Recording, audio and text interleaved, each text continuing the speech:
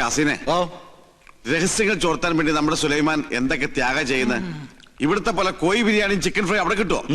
ശരിയാ, ആ വർമ്മന്മാരുടെ ഇടയിൽ കിടന്ന് പുല്ലും വൈക്കോലും തിന്ന് ഒരുമാതിരി മുരുങ്ങാക്കൊരു പരുവത്തിലായി. സുലൈമാനെ ഇങ്ങോട്ട് വിളിച്ചാലോ? വേണ്ട വേണ്ട വേണ്ട. അവനിവിടെ കയറി വന്നാ കൊട്ടാരത്തിനോട് സംശയിക്കും. ചെല്ലിമേ കോഴി വരിച്ചിരിപ്പില്ലേ, അത് കുറെ പൊതിഞ്ഞെടുത്ത് സൂത്രത്തിൽ അവനുകൊണ്ട് കൊടുക്ക്. അല്ലാതെ ബുദ്ധി മാരിഷാദാ എന്താ?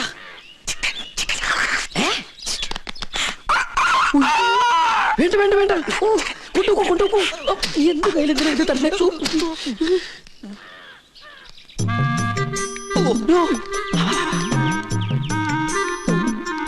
എന്താ ഈ ബുദ്ധി? ഈശ്വര, കോഴി മുറുക്കാനാ?